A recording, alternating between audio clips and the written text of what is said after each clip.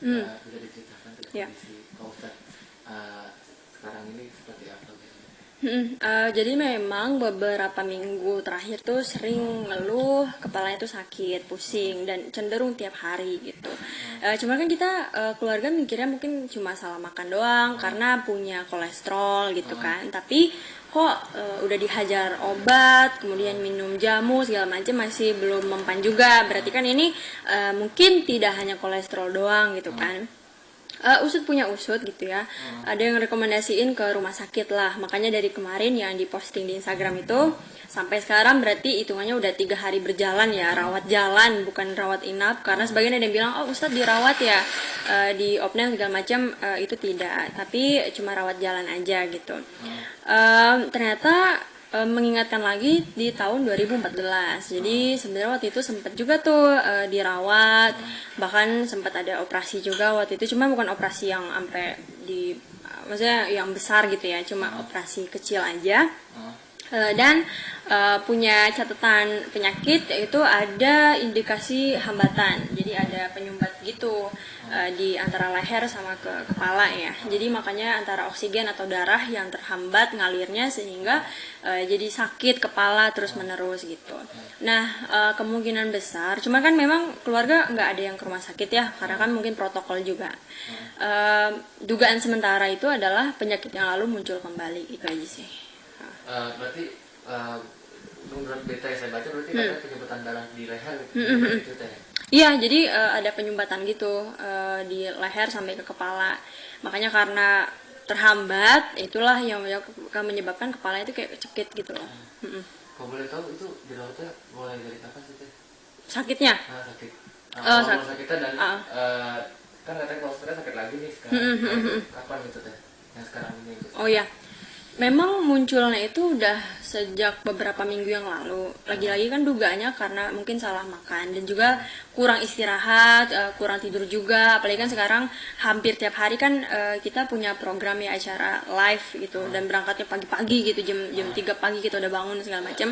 Abis itu terus sampai malam, bangun lagi pagi, malam lagi. Nah, itu kan istirahatnya kurang, kemudian olahraganya kurang, pola makannya kurang, pola tidurnya berantakan. Nah, mungkin itu juga yang memicu kenapa penyakit yang di 2014 itu muncul lagi. Cuman memang alhamdulillahnya kemarin pas check up dokter bilang nggak ada yang masalah, jantung semua sehat alhamdulillah, cuma masalah di yang penyumbatan itu aja sih. Itu aliran darahnya kurang lancar gitu. Mungkin sekarang kalau untuk kondisi saat ini Pak Ustadz seperti apa gitu? Alhamdulillah, ya dibilang 100% pulih atau membaik sih mungkin belum 100% ya karena kan ngerasa enaknya juga mungkin karena efek obat gitu. Kita sih masih wait and see, jadi sambil nunggu-nunggu rawat jalan akan berlangsung sampai hari Selasa besok. Keputusannya apakah nantinya bakal ada operasi lagi atau tidak, kita akan menunggu sampai hari Selasa. Kalau misalkan hari Selasa itu udah nggak sakit-sakit lagi, berarti udah selesai di situ. Perawatannya udah nggak jalan lagi. Tapi kalau misalnya masih sakit, berarti ada kemungkinan tindakan yang lebih jauh lagi gitu. Kalau boleh tahu Pak Ustadz sendiri dirawatnya sekarang di mana Pak? Di rumah sakit apa gitu ya, lupa deh namanya apa. Soalnya kita mau ikut juga nggak boleh juga sih, jadi paling tahu lewat WhatsApp aja gitu. Berarti dari pihak keluarga sendiri selama beliau sakit belum ada yang menjenguk gitu teh? Nggak dijenguk karena memang kan cuma rawat jalan doang, bukan rawat inap ya. Nggak nginep juga di rumah sakit gitu. Dan kalau misalkan ada keluarga yang mau jenguk pun sekarang kan ada protokol baru dari rumah sakit, nggak boleh rombongan apa segala macam. Jadi keluarga dan kerabat paling jenguk di rumah aja gitu.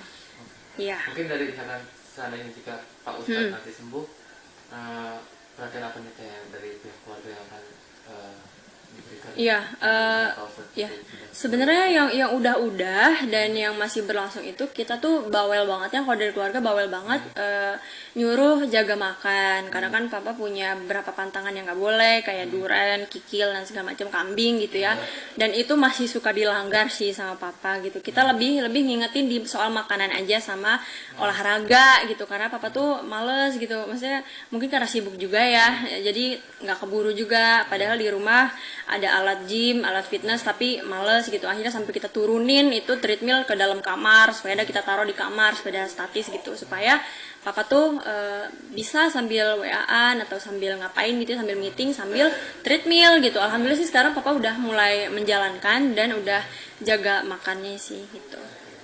Terakhir harapan Dokter pribadi, maksudnya yang ke rumah gitu. Kalau ya dokter pribadi sih nggak ada ya, masih suka konsulnya sama yang dokter yang diarahkan dari rumah sakit aja. Mungkin harapan ke depannya teh dari Harapan kedepannya sih semoga ya tentu saja ya disembuhkan, diangkat penyakitnya, karena kita pun maksudnya sebagai anak khawatir iya, tapi kita lebih membawa khawatirnya ini ke doa aja gitu, supaya orang tua kita diberikan kesehatan, umur yang panjang dan bahagia selalu gitu.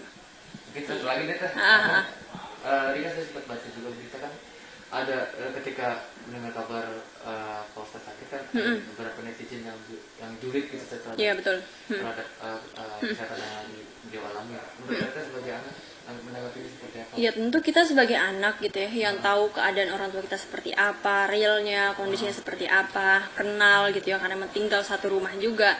Ada perasaan sedih gitu ya ketika kok bisa-bisanya ya orang tua kita lagi sakit tapi begini kata orang gitu.